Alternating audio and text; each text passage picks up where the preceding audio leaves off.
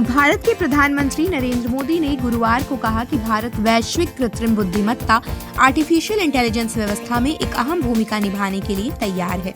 उन्होंने जोर देकर कहा कि भारत में तकनीक का निर्माण और विकास किया जाए, लेकिन उसका लाभ पूरी दुनिया और मानवता तक पहुंचाया जाए। नई दिल्ली में आयोजित इंडिया एआई इम्पैक्ट समिट में विश्व नेताओं, तकनीकी क्षेत्र के प्रमुख अधिकारियों और नीति निर्माताओं को संबोधित करते हुए मोदी ने कहा, भारत में डिजाइन और विकास करें और इसे दुनिया तथा मानवता की सेवा में समर्पित करें।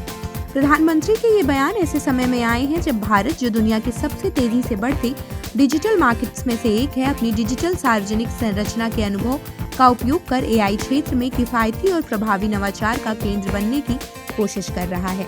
इस सम्मेलन में फ्रांस के राष्ट्रपति इमैनुअल मैक्रोन, गूगल के सीईओ सुंदर पिचाई और संयुक्त राष्ट्र महासचिव एंटोनियो गुटेरेस ने भी अपने विचार रखे। गुटेरेस ने विकासशील देशों को एआई क्षमता विकसित करने में मदद देने के लिए $3 अरब के कोष की स्थापना का प्रस्ताव रखा। उन्होंने कहा कि एआई का भविष्य कुछ गिने चुने देशों या अमीर व्यक्तियों के हाथों में लिमिटेड नहीं होना चाहिए, बल्कि यह सबके लिए सुलभ और लाभकारी होना चाहिए। भारत इस शिखर सम्मेलन के माध्यम से खुद को विकसित देशों और वैश्विक दक्षिण के बीच सेतु के रूप में प्रस्तुत कर रहा है। भारतीय अधिकारियों का कहना है कि देश की डिजिटल पहचान प्रणाली और ऑनलाइन भुगतान तंत्र कम लागत में एआई के व्यापक उपयोग का सफल एग्जाम्पल है, जिन्हें अन्य विकासशील देशों में भी अपनाया जा सकता है।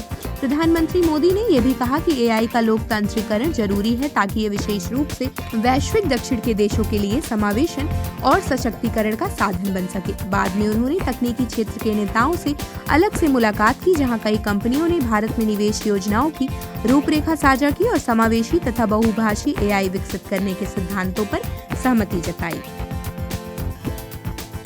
आप देख रहे हैं सौगंध टीवी, सौगंध वतन की।